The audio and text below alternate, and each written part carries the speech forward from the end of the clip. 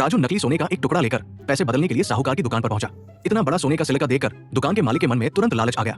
उसने सोचा ये पूरे 28 तोले का है और इस बेवकूफ को लग रहा है कि ये सिर्फ 20 तोले का है। आज तो मेरी लॉटरी लग गई। उसने सोने को हाथ में तौलते हुए जानबूझकर 28 तोले के सोने को सिर्फ 20 तोले का बताया और युवक को चांदी के सिक्के थमा दिए। बाद में कोई परेशानी न हो इसलिए उसने चालाकी से 20 तोले की रसीद बनाकर उस पर अपनी मोहर भी लगा दी।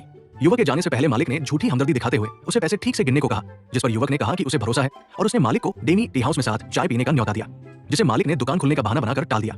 युवक के वहां से जाते ही खुश होकर मालिक ने यह खुशखबरी अपने पिता को दी, लेकिन जैसे ही उसके पिता ने सोने को हाथ लगाया वो तुरंत समझ गए कि सोना नकली है। सच्चाई जानकर मालिक के होश उड़ गए और वो तुरंत अपने आदमियों को लेकर युवक को सबक सिखाने टी हाउस पहुंच गया। वहां युवक को आराम से चाय पीते देख मालिक ने गुस्से में नकली सोना मेज पर पटक दिया और उसे गालियां देने लगा। जब युवक ने ढीठ बनने का नाटक किया तो बूढ़े पिता ने अपने आदमियों को पैसे वापस छीनने का आदेश दे दिया। इसी बीच हाथापाई की आवाज सुनकर वहां से गुजर रहा एक गंजा पुलिस इंस्पेक्टर अंदर आ गया। बूढ़े ने तुरंत इंस्पेक्टर से शिकायत की कि इस युवक ने नकली सोने से उन्हें ठगा है, लेकिन युवक जरा भी नहीं घबराया। उसने शांति से अपनी जेब से वो रसीद निकाल कर दिखा दी जिस पर साफ लिखा था कि सोना केवल 20 तोले का है, जबकि उनके हाथ में मौजूद सोना देखने में 20 तोले से कहीं ज्यादा लग रहा था। सच्चाई जानने के लिए इंस्पेक्टर ने तुरंत एक तराजू मंगवाया और सबके सामने उस सोने को तौला जो कम से कम 28-29 तोले का निकला।